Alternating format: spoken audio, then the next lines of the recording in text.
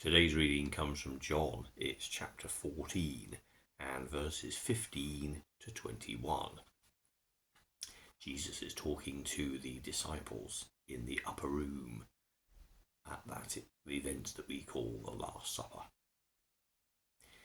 If you love me, you will keep my commandments, and I will ask the Father, and he will give you another advocate to be with you forever. This is the Spirit of truth, whom the world cannot receive, because it neither sees him nor knows him. You know him, because he abides with you, and he will be in you. I will not leave you orphaned. I am coming to you. In a little while the world will no longer see me, but you will see me, because I live. You also will live. On that day, you will know that I am in my Father, and you in me, and I in you. They who have my commandments and keep them are those who love me. And those who love me will be loved by my Father, and I will love them and reveal myself to them. The language that John has Jesus say in his gospel is quite metaphysical, isn't it? It's quite complicated and convoluted. Seems to say just one thing, but from multiple angles, a light shown in different directions. But essentially here, Jesus is talking of the unity that people who believe in him have with the God who made all things. This is our resurrection and Easter joy, that after Jesus' death and resurrection, the Spirit came in that event we call Pentecost, and people like you and me can experience God fully in ourselves, not through some intermediary, not through an organised church or organisation of any sort, or rules or regulations or books or anything else, but that we would know God in our hearts, because now, through conquering death and sin, Jesus has created this single, bright, fibre optic link between ourselves and the God who made us. In our Methodist theology, we talk of prevenient grace and the idea that everybody has an already small part of God within them, and that we strive in this life to connect to that Creator God, to come home and to be the people we were made to be. And it is that spark of connectivity that this passage talks about. Jesus says, if you love me, you will keep my commandments. And that's interesting, isn't it? Because although it might seem quite convoluted, the language here, we're all familiar with the concept of love and the idea of having respect for somebody else as well, who we would follow, somebody who we would think was a shining example of how to behave and how to be, and we would want to emulate them. And that's true of many people we can think of in our world, people who have faced great adversity and who have stood up for what is right and what is true. You know, Nelson Mandela, Desmond Tutu, Martin Luther King. People who, in dire situations, have still sought for peace and have spoken about what is good and true and right and just all about love. But we can look at those people and say, well, they have given us that inspiration, and we may think that they are for us a shining example of how to be, but they are a memory. They're not connected to us, and this is the huge difference. Jesus wasn't just an historic figure. He wasn't just an impressive healer.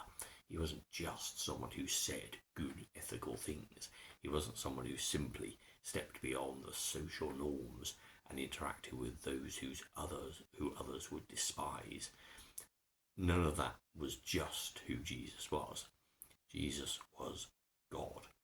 And through what happened in his life and what people like you and I did to him because of our quest for power and status and to be seen as better than other people and to lord it over other people, to all that pride and all that prejudice that we all have within us, but that sometimes situations allow to flourish enormously.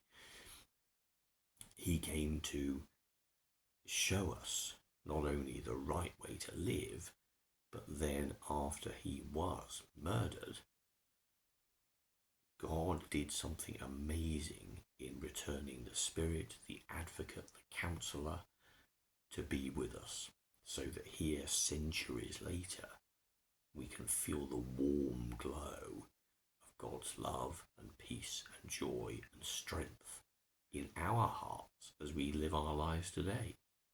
And that's so much better than looking at someone and thinking, yes, they said the right thing. It's so much better than reading about something that's inspirational, because it's a lived experience, and that's what our relationship with God is.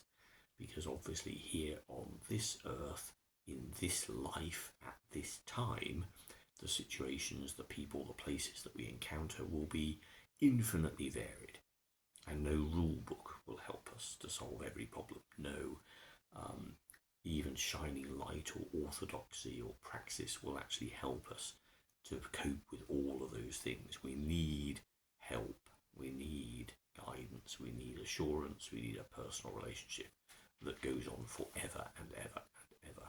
And that's what we have through the death and resurrection of Jesus. Through the gift of the Spirit that is in our hearts, we are one with God, and God is in us.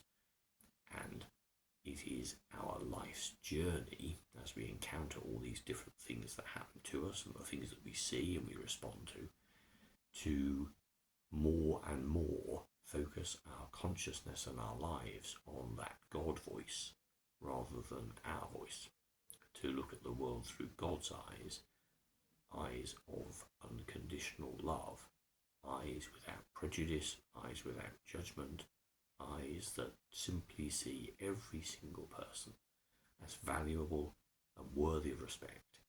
And if they need our help, we're there for them, because we're all God's children. We're all loved by God, whether we know it or not. We are all loved by God. And that unifies us and gives us an amazing vision that goes way beyond what this world would have us believe, or what our evolution has taught us to see and behave. We are a new creation, a creation that belongs to the unity of humanity on this planet, the kingdom of heaven on earth. And that's what this passage is saying, that intense unity between God and God's children. And that's amazing. That's wonderful. That's brilliant. It's utterly amazing. It doesn't change anything about the physical life that we lead, but it changes everything in terms of how we see life and how we interact with one another, and the sort of world that we try to build, and the way in which we live our lives to encourage, sustain, motivate, help, love those we see around us, simply because, like us, they exist at this particular time and space. And God is there for all eternity. And we know that this unity, when we feel it in our hearts, we know it's not just for this life. It's for all and forever. And that's really, really beautiful.